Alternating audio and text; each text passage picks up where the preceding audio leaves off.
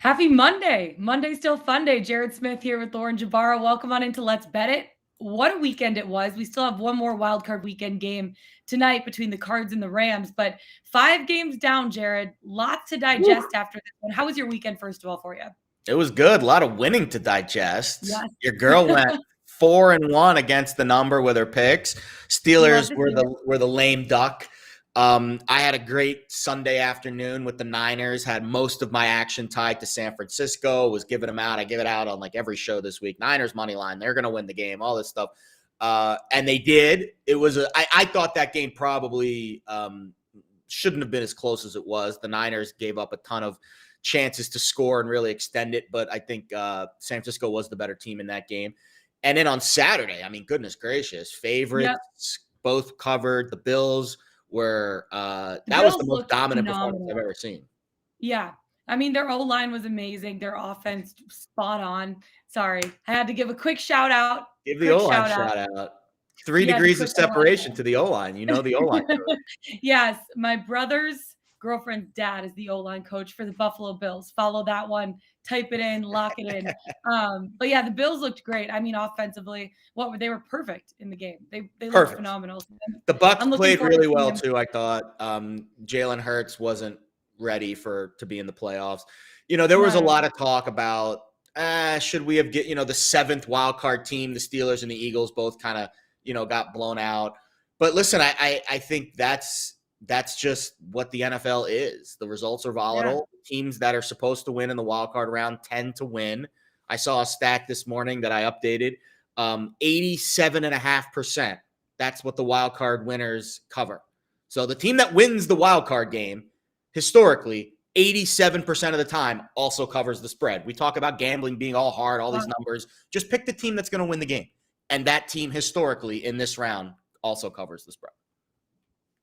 Yeah, that's crazy. Well, we're going to break it all down. We're going game by game, talking about all of them. We'll give some of our early bird bets heading into the divisional round next weekend. I can't even wait. We have Monday morning therapy, which for the most part is good. For Jared, he's not super happy with the refs. So we'll let him break that down, give him a second to vent. Then we got Cardinals at Rams tonight. We're going to talk about our best bets for that. NHL bets, and then we can't end with our best bets of the day and the Pickswise. The restart play of the day on this MLK day. So without further ado, let's get into it. Let's bet it. Wild card recap. Let's rewind back to Friday. What day again was the Bengals-Raiders game on? Saturday. It feels like it was like a week ago, but that was literally 2 days ago, less than 48 hours ago.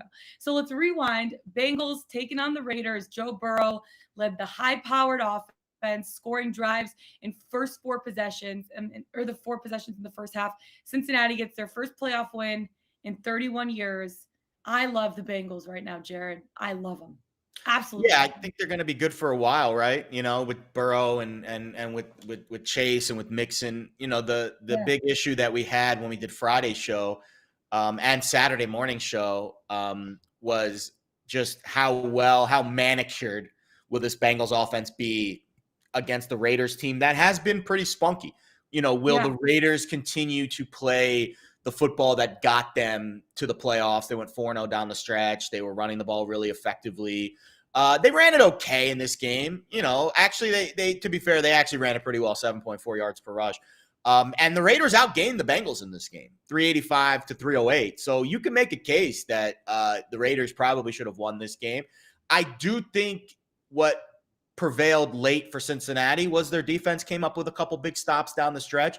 And I don't think the Raiders offense on those last couple of drives, especially on the last drive in the red zone, on the last play of the game, I didn't think they really ran the best play. Darren Waller was chipping. He's really, he's their best red zone guy. They should have been out in the route tree there. But I think this was a good game, not a great game. It stayed under the total. I don't really know if Cincinnati deserved to win because, again, they got outgained, but they did win. And I think they got over a hump, their first playoff game with this new regime. And I think they'll be a pretty good team going forward, but they've got a tough matchup this week against the rested Tennessee team. Yeah, it's going to be really interesting to see that game. But what did you think about Joe Burrow's sunglasses? I'm a fan. I really Should I get them for the show? I mean, I know I wear these. I honestly think you should. To be honest. You think I can? I don't know if I can pull those off. I mean, Joe Cool is not a name I would use to describe myself. Yeah, I'll order you a pair, we can test it out, just Oh, see if thank it you, Lauren. fits, you know? I feel like you can't just say no to something without trying it. So you gotta You're try right. it. I'll order you a I pair. agree, and I tend here's my personality, a little, fun fact. Usually, I'm negative about things until I try them, and then I'm like, "Oh, why was I negative about this? This is awesome. I should do it."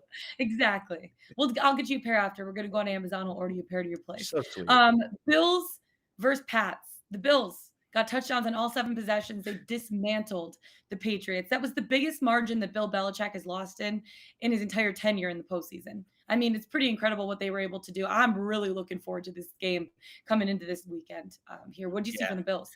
There's nothing really to add to this game. The Bills were just absolutely dominant. Josh 8.9 Allen was yards, amazing.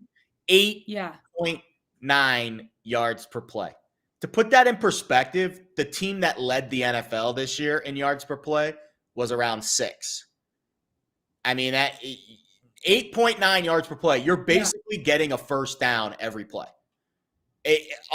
Unstoppable. Nothing Yeah. really more to add other than Buffalo ran the ball against New England. They threw it against New England. Can they do that this weekend against the Chiefs? Maybe. They did it a few weeks ago at Arrowhead when they went there and played on Sunday night. We'll see if they can do it again. If Buffalo plays like that, they're going to go to the Super Bowl because Yeah. they are the best team in the league, at least according to the analytics and the yards per play numbers and stuff like that we like to look at. If they can continue to play like they did on Saturday night, I don't think there's a team that could stop them. Totally. The last thing I'll add is just Josh Allen's a beast. That's it. I'm adding it. Mic drop. Let's move on to the Bucks taking on the Eagles. That was yesterday afternoon.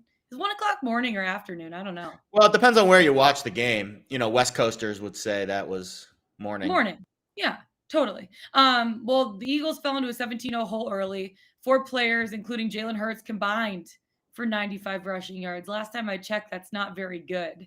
Tampa Bay crushed in this game and easily covered the spread. Yeah, the Eagles were not. The Eagles Yeah. were not ready for this game. Not Not necessarily ready. I'll be more specific. Jalen Hurts was not ready for this game. There were some moments where wide open receiver, like the Bucks defense didn't play well. They didn't. They gave up more yards. Well, the yards were the same, basically 340. Eagles had 339. Bucks had 350. Yards per play, though, Eagles had 5.5 yards per play. I mean, they moved the ball at times. I know a lot of it was in garbage time, but the issue was in those bigger moments, and this was the handicap, in those bigger moments early in the game when, the Eagles are trying to set a tone, Jalen Hurts was just so frantic, missing wide open receivers, leaving the pocket way too soon. He played like a quarterback that was playing in his first game of the year, not his first playoff, like his first period game, like his first ever game. And I think the Eagles fans and their staff probably weren't too thrilled with that performance. And I think the Eagles are going to have a question in the offseason what they do with the quarterback position. Because I don't know if Jalen Hurts is the answer based off what I saw yesterday. Maybe it was his first playoff game and he will play better. But mentally, he was not prepared and he was not ready for that performance. Yeah, the Bucks taking on the winner of the Cards-Rams game tonight, so that's something to keep an eye on. Now, 49ers versus the Cowboys yesterday. San Francisco ran out to a 13-point lead. They managed it until Jimmy G threw that fourth quarter interception. That game was really close, coming down to the wire. Then there was the whole Dak Prescott chaotic final drive, botch spiking the ball, 1 second left, but time expired. The ref didn't touch the ball. That was just a crazy, last 38 seconds of that game. It was, but you can't blame the refs. They ran a quarterback with 4. In that situation, there's other times where I can absolutely blame the refs. But but Dak needed to get the ball to the ref, not to his center. Correct, 100%. They didn't execute the exchange properly, but also they called a quarterback draw with 14 seconds left and no timeouts. And considering the frantic situation of an NFL 2-minute drill, yes, you had to be, because usually they say 18 seconds is the time that you can get a play off inbounds and still have time to spike it, which means there's a 4-second gap there, which means you have to literally be perfect with your execution. And there was nothing perfect about the Cowboys' execution, especially on the offensive side yesterday. Give credit to the Niners offense. They were fantastic. Jimmy G made 2 bad throws. One of them should have been picked. The other one was picked. If he doesn't make those 2 bad throws, the Niners win this game by 2 scores easily. Yeah. He missed a couple of open guys. Jimmy G was volatile. He made some good throws early in the game. The Niners moved the ball very effectively. I think they will continue to move it effectively this week, but they've got a really tough matchup. Weather's going to be a factor in that game in Green Bay. But they're a live dog because they run the ball and they play defense. The injuries on defense is going to be huge. I think Bosa comes back from the concussion. Warner's injury with the ankles, huge. We'll keep an eye on that this week. Yeah, 49ers take on the Packers in the Arctic tundra. That's going to be interesting to see the California boys heading into the freezing cold. KC versus the Steelers. This is the game that pissed me off, but it shouldn't have because we all saw it coming. This ruined my perfect 13-0 streak I had going over the last week in the NFL. Now 13-1. It just doesn't feel as good. I know it looks good still, it just doesn't feel as good. You know what I mean, Jared? I mean, it feels good because you're winning. And at the end of the day, you are winning at a rate that not a lot of people can win at. So just take that. And when you look at the Chiefs, I don't want to say it was expected because I think there were some people that were like, oh, the dog might keep things close in this game. Yeah. The Steelers offense was awful. And that was the handicap going in, is that Pittsburgh's offense has been so bad this year. And Big Ben's numbers were so poor and their net yards per play number was so bad. And could the defense do enough to scrap? They did for the majority of the first half. That was a really fluky touchdown that they gave up. It was a botched snap, and then they fumbled the botched snap, and then even on the tackle, he fumbled it again. If you run that play 100 times, one time does it result in a touchdown for the Steelers. Like, it was like the flukiest bounce and then the this and that. So when I look at that game, I think there was no other result other than a Chiefs blowout. It took, actually, to be fair, I think the defensive score for the Steelers actually woke up the Chiefs. Like to me, that was actually a worst case scenario because Pittsburgh was playing well defensively. They get really well defense, and then all of a sudden they had to go right back on the field and play defense again. And the Chiefs went right down the field and scored, and then got a quick stop, and then went right down the field again and scored. And then the last touchdown before half to Kelsey on that, the deep crossing route. I don't know what Pittsburgh was doing there. They just let him run free. So the Chiefs that's going to be the game of the week. The Chiefs-Bills, that'll be the highest bet game of the week. I think it's going to be a really fun game. What we learned after these last 5 games, Mike McCarthy's play calling is going to haunt Dallas throughout this offseason. A lot of playoff blowouts. You don't like the referees. No. The Bills are really good. The Chiefs are really good. Yes. The Bucks are really good. The Bengals question. I'm not sold on the Bucks. Like them. I'm not sold on the Bucks. I think the winner of tonight's game beats the Bucks next week. That's my. We'll bring in JJ and we'll that's what I was just gonna do. I said we have the last game of Wild Card Weekend tonight. Let's bring in JJ, John Jastremski. He's the host of the New York podcast on Ringer and Spotify because I want to get his take on the last 5 games and then also tonight. JJ, what's up? How are you? Guys, thanks for having me. I love that kind introduction, and I love waking up to see some insane live movement right out of the gate with one of the games from next week. But I'm sure we'll get to that momentarily. Love the line move. Yes, totally. Wait, before we get started, I just want to get your thoughts on the last 5 games. What teams stood out to you? What were you not necessarily expecting? And also, are you on Jared's side? You don't really love the refs very much after these first 5 wild card games. Well, I never loved the officiating, period. So that's never a surprise. But in all seriousness, I can't look at Cowboys and Niners and make that narrative about the officiating. To me, that narrative is about the Cowboys and their lack of discipline, the Cowboys being completely out of control, the Cowboys basically botching the final play of the game as badly as you could possibly botch it. That to me is on them. That to me is on Mike McCarthy. Now, I had the Niners yesterday. I actually was scared because it felt so trendy. Like early in the week, like if I were talking to you guys on Monday last week, I would have been on the Niners and I would have felt, I'm kind of like a lone wolf, or maybe I'm kind of going at this alone.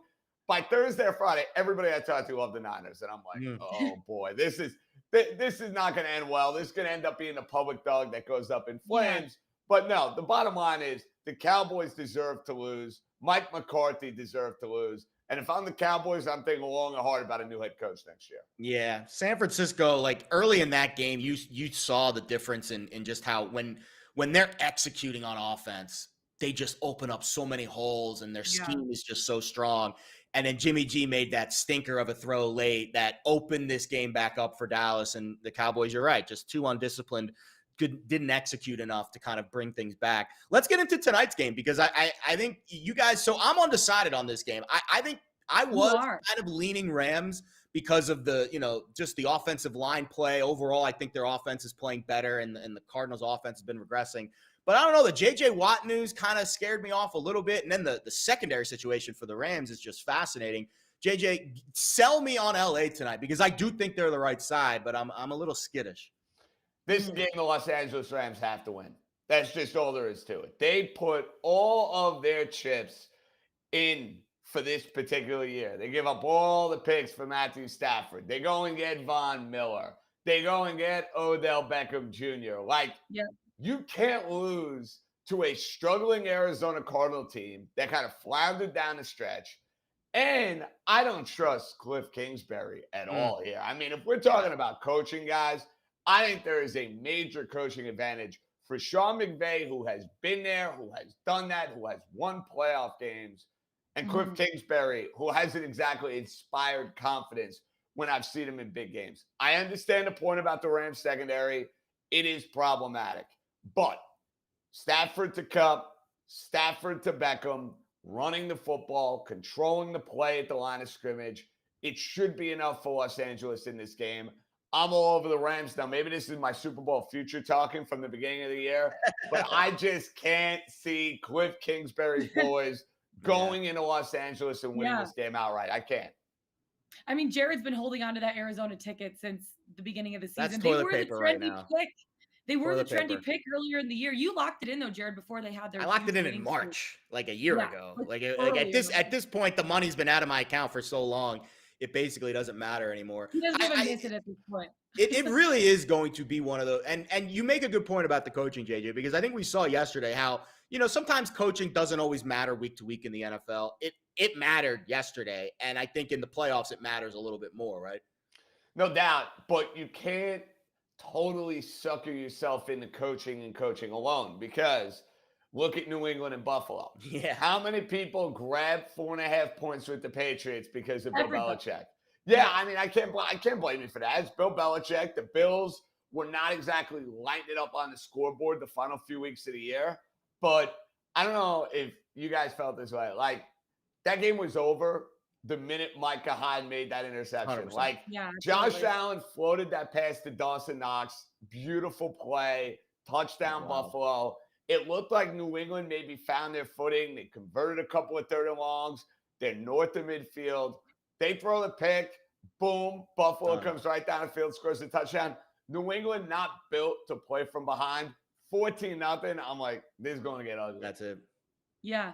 I know. No, I totally agree with you. I look at the game tonight between the Cards and the Rams, and I have a few prop bets, and I want to get your thoughts on them. I like Sony Michel first touchdown. I know that this is like a toss-up, like toss in the air, trying to hit like the bullseye, whatever. At plus 700. Here's the thing for me is LA, they're going to want to start fast. They're not playing at home. They're going to want to start fast. They're going to want to get the first score. And I like Sony Michel right now. LA is 4-2 scoring first since the start of December. The Rams, they don't have a home field advantage in this game. So I like Sony Michel touchdowns in back-to-back games before being shut out in week 18. I'm like, why not? I bet his anytime touchdown too. I think it was like plus 100. But I'm like, why not? Let's take a shot in the dark. Go for first touchdown of the game at plus 700. How do you feel about it? I always like a roll of the dice. Listen, that is a roll of the dice right there. With the first touchdown. What the heck? I have two Rams props that I like. Okay. I'm not going touchdown. I'm going to go Van Jefferson. Van Jefferson has become a crucial part of this offense. And listen, I know Cooper Kupp's the best receiver in football. He's had a fabulous, fantastic year. I think the Arizona Cardinals are going to try. I'm not saying they're going to be successful, but I think they're going to really try to put a couple of guys on them, two guys maybe at all times, which will open the door for Van Jefferson. I saw his yardage prop in the mid-30s. If you shop around, you might get it at the right place. I'm all over that. But if we're going to have some fun, and I'm in the spirit of having fun when I come on. Let's have fun. Let's roll the dice with the first touchdown and anytime touchdown for that matter. Why not? Beckham Jr., my buddy, my pal. The New Yorker himself. I was one of Odell's biggest critics. And when the Rams brought him in, I didn't particularly like it because I'm like, oh boy, drama, baggage, nonsense. Got to be fair. Odell Beckham Jr. has not been a problem. He's been a model citizen. He stayed out of trouble, and he's been productive. You go back to that Rams win they had a few weeks ago. Beckham made some monster catches in that game. Yeah. 4th down to extend the game, touchdown to win the game. Monday Night Football, his buddy Eli Manning's calling the game. Let's say, oh yeah, that's right. Do we get Manning cast tonight? We got a Manning cast. Yeah, tonight, so. Manning cast. So that's the best news of the morning so far. Hey, I'm happy I could break it to you guys. I love it, JJ. That honestly just made my morning. So I think when you look at this game, I do agree. I think with Stafford, the Rams O-line protecting him and Stafford just being overall executing properly, that to me is how this game gets to where the Buffalo game was the other night, where the Cardinals, I mean, the Seahawks just smoked them last week for 40 points. The Rams offense, when it is explosive, is arguably one of the best in the league. And I think Stafford it's not his first playoff game. He had one trip he's had a couple with the Lions, right? He had in Seattle, lost.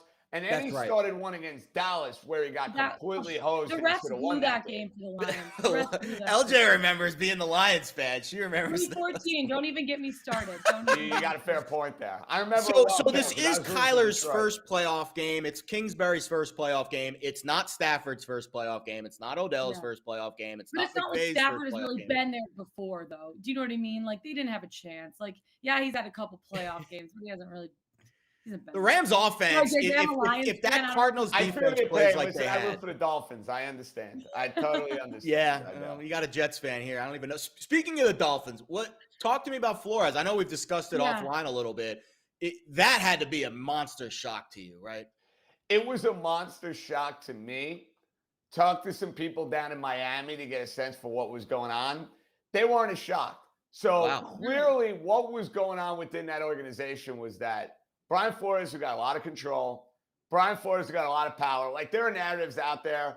All of a sudden, they're very convenient narratives. Oh, you wanted Herbert over Tua. Yeah, of course. He gets fired. Herbert's lighting it up. Tua right now has been middle of the road. Of course, I'm going to want that narrative attached to me. Brian Flores had full control of the roster. He got New England Patriots galore, and he did a good job coaching the team. I like him. He's a leader. He's passionate.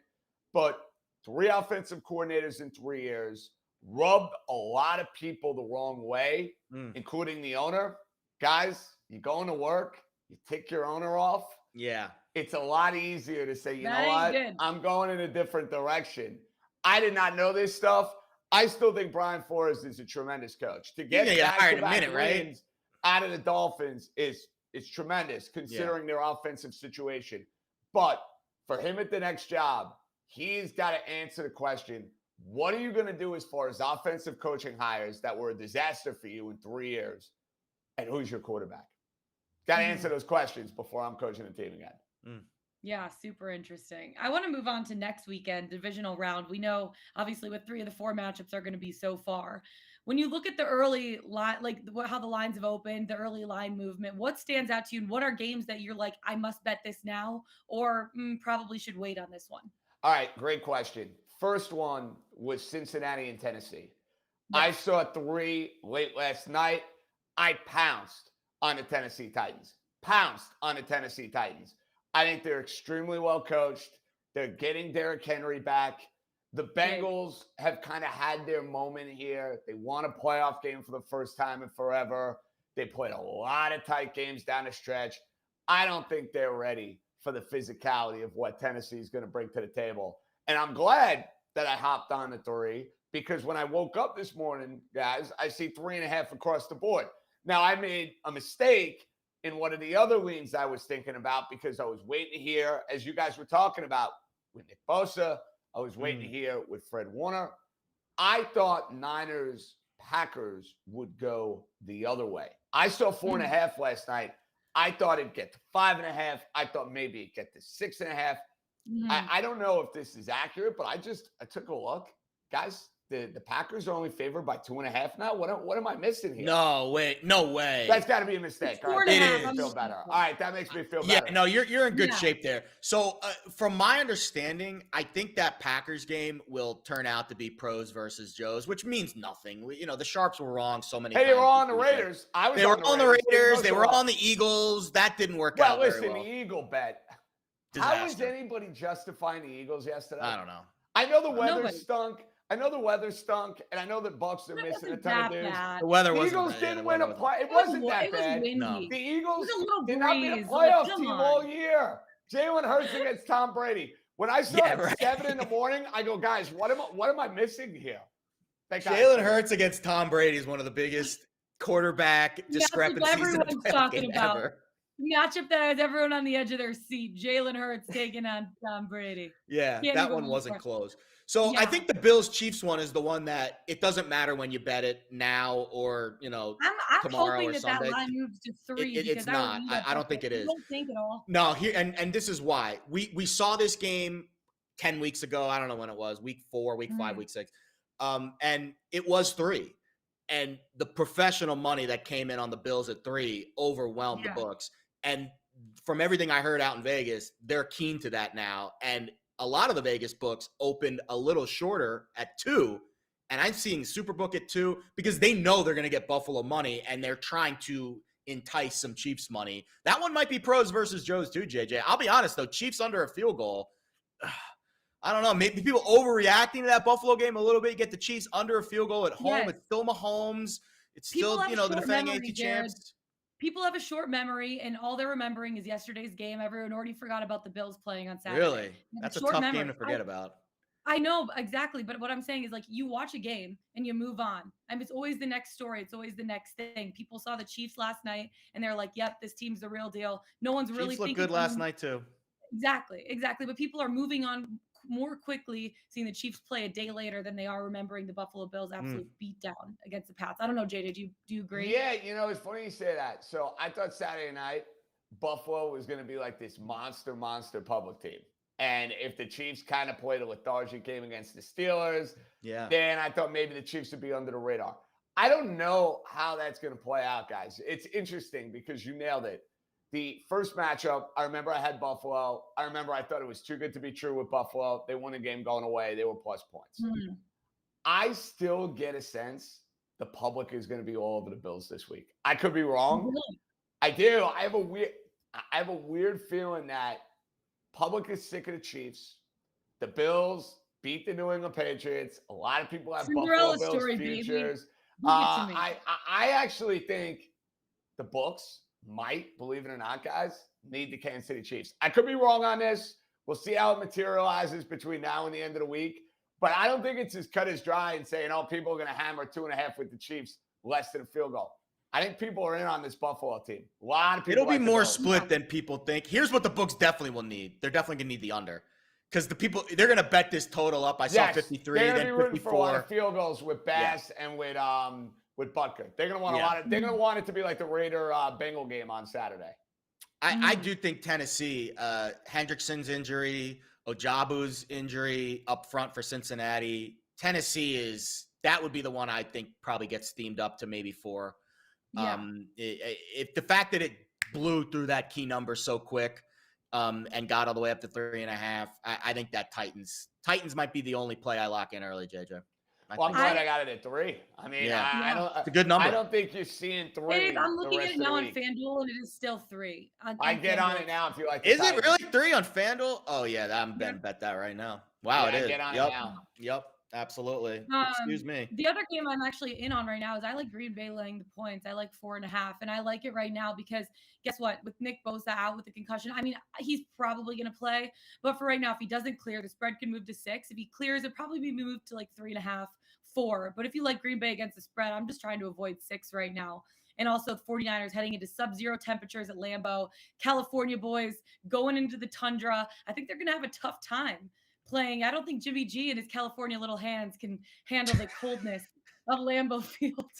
He's a California. How do you know he has little hands? He played I in New don't England. know. He spent some time in the cold in New England. Yeah, he played at Eastern Illinois too. his perfectly tan California He self. played at He Eastern gives off the pretty Illinois. boy look. I get that. He does. He give does off have, the yeah, he pretty does boy have look. the look. I don't know how I feel on that game yet, guys, because of the injuries. I'm not ready to do anything on that game yet. I got to find out about Bosa. I got to find out about Warner. And on the other side, too, Zaire Alexander and Smith on the Packers, those guys, Bakhtiari, those guys need to be healthy. I think Smith will play. Niners had a lot of success against the Packers in the playoffs over the last 10 years, though. Rodgers 0-3 against them in his playoff career. He's never beaten them in the playoffs.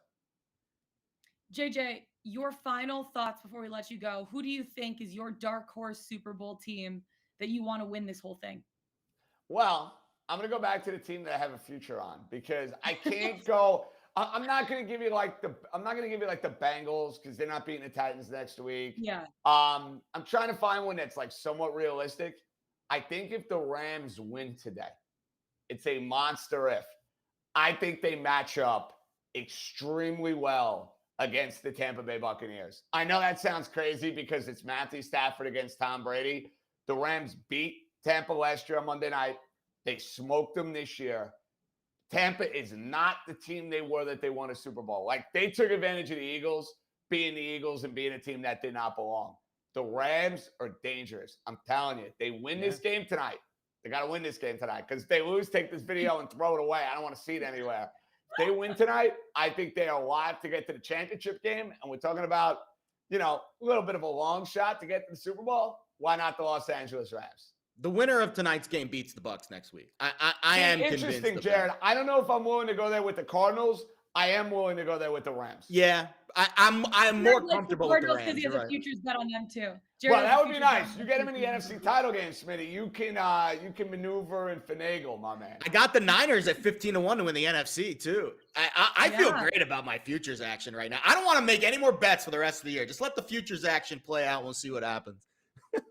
Oh, JJ, appreciate the time. Thanks so much for coming on the show. He's the host of New York podcast on Ringer and Spotify. Check it out. Best of luck with your bets this week, my friend. I'll try. It's going to be a minefield. Thanks so much for having me, guys. Great stuff, JJ. Tremendous. Jastremki, thank you so much.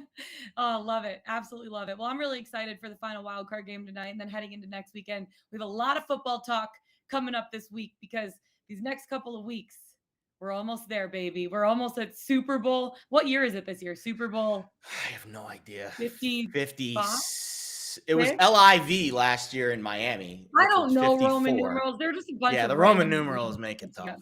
Those things confuse the crap. Let's just say it's the Super Bowl, and we'll just leave it at that. Perfect. You love to see it. You absolutely love to see it. Okay, let's take it from the field to the ice. There's 8 games on the NHL slate tonight. And you have a few that stand out. I'll let you go first. Give me 1 or 2 bets that you have for tonight. Oh, let me shift into NHL mode here. So stressed out.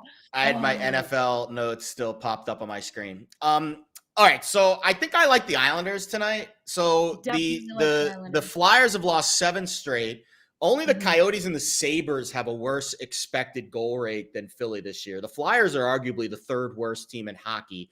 Here's the tricky part of this handicap. This is the first game of a home and home. They'll play at the new barn tonight out on Long Island, and then they'll play tomorrow night at the Wells Fargo Center in Philly.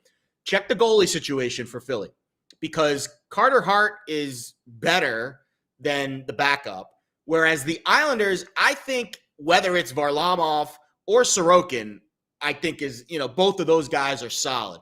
So if it's the backup goalie for the Flyers tonight it doesn't matter, Sorokin or Varlamov, I think the Isles have a huge edge. If it's Carter Hart in net tonight, that means tomorrow night will be the likely backup situation. So that means we'd probably want to target the Islanders tomorrow night. So keep an eye on that situation in net, usually around, sometimes we get it early, but you've covered these teams. Sometimes we don't get it until they run out on the ice or skate out on the ice right before the game, like 30, 45 minutes before. So I'll update some social media stuff later. The game that I also really like tonight is the Blackhawks up in Seattle taking on the Kraken. So Seattle's lost 9 straight. The Hawks have actually starting to turn things around. They were awful to start the year, but they've won 4 in a row. And Marc-Andre Fleury is really coming on. He's given up just 5 goals in his last 4 games. He's coming off a shutout. The Hawks are alive to make the playoffs. They're just 7 points back of the Sharks for that final spot in the West. There's a lot of hockey left this season, especially with all the cancellations and postponements. And your boy Philip Grubauer, I know you're a big fan of him from your days with the Avs, but man, he's in bad this year. Because He's been It's really tough. bad this year. I know, but it's honestly tough because again, it's the defense that's in front of you. It's the team that's in front of you, the types of Fair. shots that they're allowing, how they're defending in front of you. And he's been used to something now for 4 years, and you're jumping into a new system, new team, new players that maybe aren't necessarily the most elite players in the league when you're used to playing with guys like Cale Makar, Devon Taves, Eric Johnson in front of you. I mean, it's just a different look with the Yeah. Kraken this season. So it's been a tough run for him this year. It's been a tough run for the Kraken. But again, people expecting the Kraken to be like Vegas was, that's just that Vegas team was an anomaly. That doesn't happen. Again, you said like if Vegas would have won that Stanley Cup, a lot of people in the sports books would have been losing their jobs because the sports books would have gotten absolutely killed on those futures bets. Right? They would have. Right. So the Kraken offense as well has not been good. They're last in Mhm. expected goals per 60 minutes. They're second to last in shots on goals per game. And I'll give you the number on Grubauer. You can say it's on him or it's on the defense, but he's the worst goalie in the league in terms of goals saved above expected, which is kind of like the analytics for how we judge goalies. And he's worse than that category by a wide margin. Like he's 13 goals worse than the next goalie on the list, who's second to last. Like it's really like when I was looking at the numbers this morning, I was almost like, that cannot be right. He's really bad. So whether it's the defense, whether it's Grubauer having a bit of a slip up this year, I think the Blackhawks win in regulation tonight, plus 145. And I would do the Islanders 3-way money line as well in regulation at minus 110. But the Islanders one is tentative. If it is Carter Hart tonight in net, I will likely not be. I haven't bet this game yet. I have bet the Blackhawks. I've not bet the Isles. If it's Carter Hart net, I will not be betting the Isles tonight. If it is not, then the Isles game is on. Yeah, I'm actually already on the Islanders through a money line tonight. I already bet it at minus 110. Philly's just not good. They're just not good right now. I mean, offensively, they've been decent. Defensively is where they've been struggling. They're giving up 3.3 goals per game. The Islanders are going for their 4th win in 5 straight games. They're one of the best defensive teams in the league, only giving up 2.7 goals per game. The Flyers lost 5 of their last 6 on the road. They've also given up at least 3 goals in 7 straight games. Last time I checked, when you're doing that and you're not scoring more than 3 goals a game, you're not going to win very many games. They're not great on special teams. They're ranked 19th in penalty killing. The Islanders aren't necessarily the best team in the league offensively, but they are playing well. They've scored at least 3 goals in 5 of the last 6 games. They muck up the neutral zone defensively. They make it frustrating for teams to score, and then that frustration builds. The Flyers have only scored 9 goals in their last 5 games. They're facing a defense that's given up 6 goals in their last 4. I like the Islanders at home in this spot. I like the value in the 3-way money line. Minus 110 has to finish in regulation. I already bet it, regardless of who's starting between the pipes. I like the Islanders in this spot. The Flyers, not good. Islanders, really good at making other teams frustrated. And they're also one of the best teams in the league defensively. And that's just, that has to do with goaltending too, but also it's just the way that they play. It frustrates teams defensively. It makes them hard to get good looks at the net. And I think that they're going to be able to do that against the Flyers. I'll give out my best bet of the day in a second. It's going to be the Preds going up against the Blues. We'll get to that when we get to our best bets. The other one I like that you have to bet early because this game is at 3 p.m. Eastern time, 1 p.m. Mountain time. Avs versus Wild. Avs 3-way money line at minus 105 or puck line at plus 112. I was debating back and forth. I'm going with their puck line at plus 112. I love the value there. It's a matinee matchup at Ball Arena. Big divisional matchup because the Wild are having a really good season. They're 4th in the Central right now, 5 points behind the Avs. So they want to be, it's basically a 4-point swing in this game. Mini did have a 5-game losing streak. They've won the last 3, but the Avs, I mean, they're playing like the best team in the league right now. They have they lead the league in scoring 4.29 goals per game. That's a lot. They're 21st though in goals allowed per game, 3.2, not quite the best in the league, but they won the home and home back-to-back against the Yotes. They're strong at home. They're 15-3 so far at Ball Arena this season. They've won 7 of their last 8 games and have averaged 4.5 goals per game over their last 8. That's really good. Kaapo Kakkonen for the Wild is a 4.34 goals against average against the Avs in his career. He's not going to be able to slow them down offensively. Nazem Kadri playing the way he is at that second line center, which he should be going to the All-Star game. I don't know if they already haven't voted him there. Kemper 10-2 so far at home this season, 2.5 goals against average. Just Colorado has all the edges in this game. They're 41-10 in their last 51 games as a home favorite. I like the Avs on home ice, MLK Day. Matinee matchup against a divisional opponent, 4-point swing. Give me the Avs tonight. Puck line. They're winning by 2 goals or more. Plus 112. Lock it in, but get it in now because guess what? That game's only in a couple of hours. So lock it in. Should be a fun day. I know. A lot of sports on this afternoon. We'll get to some NBA line moves a little bit because it's a big NBA day on MLK Day. I got my acronyms mixed. All my acronyms. MLB, MLK, NBA, NHL. So no, MLK Day is a big NBA day. A lot of big NBA games on the slate as well.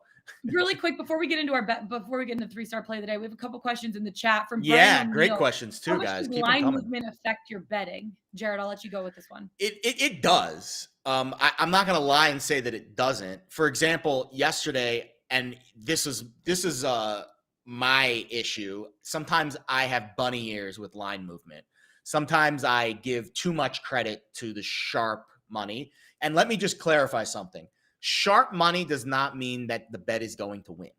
That's not what it means. Sharp money means that there is a group, a respected group of bettors out there that are basically number grabbing.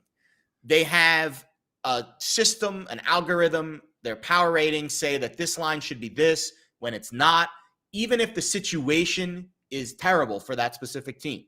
If the number's wrong, they will bet it accordingly. And then the sports books respect that action and they will move the number. For example, yesterday, the Eagles game was a perfect example of that. There was no situational handicap that said the Eagles were going to play better than the Bucs in that spot. Tom Brady against Jalen Hurts is the biggest quarterback mismatch perhaps in the playoffs of all time. And yet yesterday morning, it went from 8.5 to 8 to 7.5, 7.5 to 7. All of a sudden, I'm like, whoa, what's going on with this line? Why is all this action coming in on Philly? Yeah. It proved to be, I don't want to call it dumb sharp action because that's mean, because there is a reason behind it. But the line movement should tell you a story, but it should not dictate your bet, I guess is the way to phrase that. The key numbers in the NBA or in the NFL obviously matter a little bit more, 3, 7. But for the most part, you should ignore line movement if it dictates away from where your handicap is. Like if you think one team's going to win, don't not bet it because the line moved a half point in the other direction. Like just stick to your guns, stick to your handicap. And I think that's the way to go. Unless there's a massive line movement because of an injury or because it goes through a key number, then I would reconsider. Totally. One more, Matt Brott. I hope I said your name wrong. Brott. Oh my gosh, that makes me hungry. I kind of want a brat right now. Doesn't that sound kind of good? Like a morning brat? Yeah, I mean, I'm more of a turkey sausage guy these days, but sure. I'm starving right now, so that's why I feel like my stomach grumbling. Matt Brott. Thanks, Matt. You just totally derailed the show because of your last name. No, he's a frequent viewer, loyal follower. So let's get to his question. Strategy betting futures going forward. Has Packers to win the Super Bowl since the beginning of the year? He has them. It's great because I gave out the Packers in the back to the futures column like twice. Buys on Green Bay this year. You should, if you've been an avid reader, avid follower of Pickswise, our content this year, you should have some kind of exposure to the Packers in the futures market because we've been telling you they've been the best team all along. At this stage, we talked about it last week. There is no value in betting the futures market. It has been sucked out. Your value with betting an underdog in the futures market is to just bet them on the money, like the Niners. I bet the Niners money line for a unit last week or yesterday. Now I've got 2.5 units because it was my 1 unit plus my 1.5 units of return on the plus 150. So if I really think the Niners are going to make a run to the finals, to the Super Bowl, I bet that 2.5 units again on the money line this week. You will already eclipse what their number is to win the Super Bowl just by those 2 bets.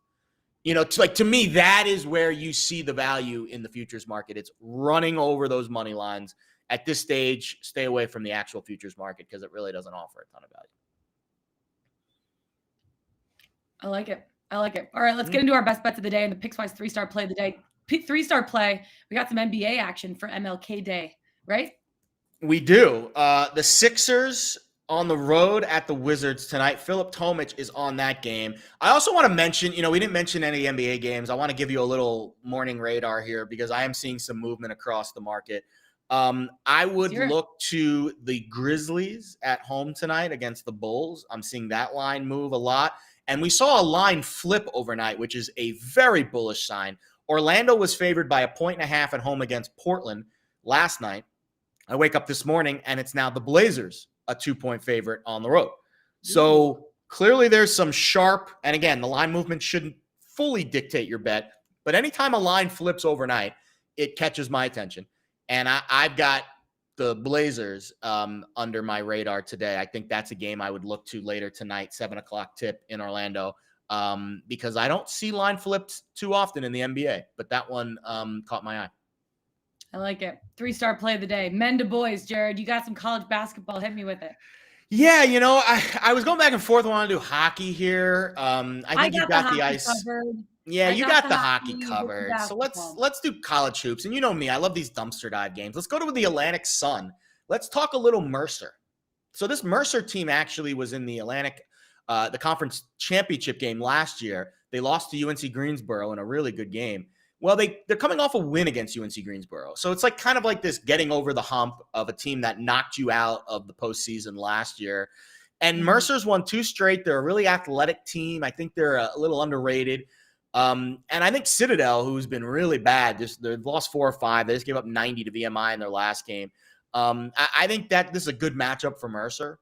And I'm seeing a lot of line movement in their direction too. I would still play this up to 3 if you can find it. I'm seeing some 3.5s out there now, but I like Mercer. I got it at 2, so that's where I'll give it out at. And hopefully you can find it somewhere around that same price. There's a decent chance it might be settles back at 2.5, or maybe get some buyback there on the home dog with Citadel. But I think Mercer wins this game outright on the road today. I love it. I'm actually going to tell you on that one. I kind of like the dumpster dive game of the week. I miss the dumpster dive games of the week with college. It's going to be the game of the night. Because dumpster diving now in college basketball, there's one game every night. Don't worry. I'll give you plenty more dumpster trash to chew on over the next 6 weeks or so with March coming up. I love it. Okay, I'm taking it back to the ice. The Preds taking on the Blues. I like the Preds money line in this spot at plus 112. I know you were going to bet this game. I was. You kind of stayed away. You're a little worried about it. Guess what? The Preds won 5 games in a row. They've been really hot. Then they lost back-to-back games. They're sitting second right now, though, in the Central Division. And the Blues, they're not far behind. They're 3rd place. Nashville salvaged a point in the last game in overtime, even though they lost. So I wouldn't be surprised to see the Preds bounce back here in this spot. They have the hotter goaltender right now. Saros, 10-2-1 in his last 13 games. That dates back to December 4th. That's almost like 2 months at this point. He's 21-11-1 overall this season, 2.28 goals against average, 92.7% save percentage. Save percentage. I don't know. That just sounded weird coming out of my mouth. But the Preds have a 3.08 goals per game average. They convert on over 25% of their power play opportunities. And just Binnington just hasn't been his normal self this season, especially at home. He's giving up over 3 goals against per game. I like the Preds taking this one. I like the value of the money line at plus 112. Yes, they're slight underdogs. The Preds have been red hot this season, especially when they went through their COVID issues. They rattled out like 11 straight wins or something like that. It was wild. So I like the Preds in this spot, in this game. Give it to them. Give it to me. Preds, money line, plus 112. We're locking it in. You're not worried at all about Tarasenko and Shen coming back for the Blues. That's what scared me off the game. I'm not worried. Okay. I'm not worried. I trust you. I mean, your hockey picks have been against Saros has been unreal. Saros has been unreal. Saros has been really good. Saros has been really good. Man, all right, fine, Lauren. I'll bet them. I'll bet the Preds just for you. If you're tailing my pick of the day, I guess I've got to tail yours too. Right? I mean, let's support each other today. People supporting people. Jeremy, people supporting people. Well, I love this game. I saw that spot and I was like, man, the Preds shouldn't be underdogs in this spot. And I was like, oh, that's why it's Tarasenko and Shen are both back. But you know what I've noticed in the NBA or I've noticed this in the NBA. I've noticed this in the NFL too. The first game back from COVID, it's a little shaky. Like it's tough. Their lungs are burning. Yeah. It takes a second to get your legs, especially with a game like hockey, where like it is all wind, it is all endurance. Like I mean, those guys are you're basically going at 150 miles an hour for your 45-second shift. You know what I mean? Like you are going all out for 45 straight seconds. Like that's a lot. You get winded pretty easily. And a lot of these guys coming off the protocols, they're not having, like most of them actually don't have symptoms right now. But if they do even have a little bit of symptoms, they're still not allowed to be doing anything. It's hard for people to work out. And again, game shape, playing games is the best way to get in shape. I think they're going to come out slow in this game. It's going to take them 1, 2, maybe 3 games to kind of get back into. So maybe Preds first period is the better way to play it. Maybe play it. I locked it in the money line, but maybe I will play the Preds first period. We'll see.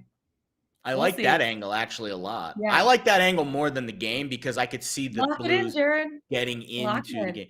Maybe that'll be a fun. I'll go back into the lab this morning and I'll as you're eating your brat, I'll go back Perfect. and do some work and see if I can find any Blues first period bad stats to back up this Preds first period here. Perfect. That's it for us today. Find us on Pickswise YouTube channel. Go to Pickswise.com. Follow us on Twitter. Jared Smith, Lauren Jabbar, best of luck tonight. Final game of the wild card weekend before we head to divisional matchups next week. Looking forward to it. Best of luck, guys. Let's get it. Let's bet it.